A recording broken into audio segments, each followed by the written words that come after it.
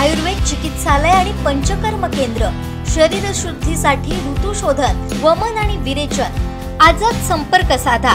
Doctor Yogesh Kodkar, MD, panchakarma, Ayurveda चिकित्सालय आणि पंचकर्म केंद्र, सिद्धिविनायक अपार्टमेंट, शिवाजीनगर, कुडाळ, सिंधुदुर्ग। संपर्क 9850 82 74 42 आणि 97 64 80 85 92। वेळ संध्याकाळी 3 ते 7 वाजेपर्यंत।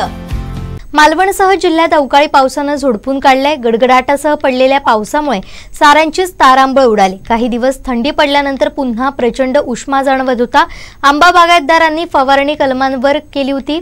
छोटी फळं सुद्धा लागलेली होती। अचानक अवकाळी पाऊस कोसळल्याने बागायतदार हवालदिल झाले। दिवसभर ढगाळ वातावरण होतं। पुन्हा पाऊस कोसळल्यास बागायतदारांचं मोठं नुकसान होऊ शकतं।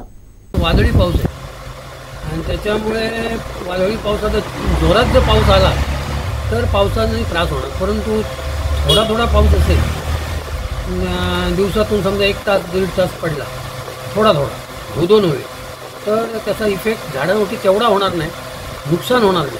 परंतु उलट ह्याच्यामुळे फायदा एकच आहे की हवेतील नत्र त्याला मिळणार, आणखी झाडाची वाढ होणार, झाडाची वाढण्याच्या फळझाडाची वाढ होणार। सतत जर पाऊस लागला तर मोहर काळा पडणार आणि ढगाळ वातावरण झालं तर तुडतुडा वाढणार।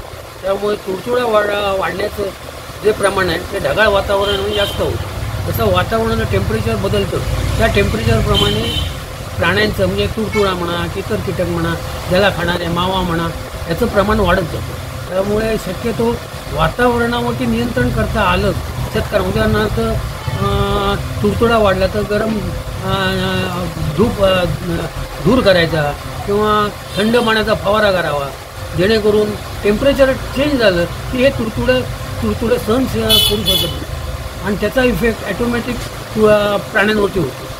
तर त्या दृष्टिकोनातून तसा झाडांवरती आत्ताच्या पहिल्यात मोठा फरक पडणार नाही, पण सतत 4 दिवस पाऊस राहिला तर मात्र धोधो पावसाने फरक पडू शकेल। मोर तुझा काळवंडला जाईल आणि मोर काळवंडल्याच्या आतमध्ये किडीचं प्रमाण वाढण्याची शक्यता आहे। परंतु फवारणी करून कंट्रोल होईल ह्याची गॅरंटी नाही। फवारणी करून कदाचित जे जीवन उपयोगी कीटक आहेत ते मात्र नाहीसे होतील आणि जे त्रासदायक कीटक आहेत ते सुद्धा वाढण्याची शक्यता आहे, कारण त्यांचं प्रमाण वाढण्याचं जो दुप्पट आहे। जितके उपकार कीटक जे आहेत त्यांच्यापेक्षा यांचं प्रमाण जास्त असल्यामुळे फवारणीचा उपयोग तेवढा होणार नाही। उगाच फवारणी करू का आपण आंब्यावरती फवारणी करतो, त्याचा कामगारांचा खर्च, औषधाचा खर्च आणि त्याचं प्रमाण जर काढलं तर जवळजवळ आपला खर्च 1/3 1/4 असतो। त्यामुळे तो खर्च कसा कमी करता येईल एवढ्यावरती आपण जर बघितलं तर शेतकरी बरेचसे सुखी होते। आमचे दिवसभरातले सर्व अपडेट्स, ताज्या घडामोडी आणि थेट लाईव्ह पाहण्यासाठी सबस्क्राइब करा, लाईक करा कोकणचं नंबर 1 महा चॅनल कोकण 7 लाईव्हचं YouTube चॅनल।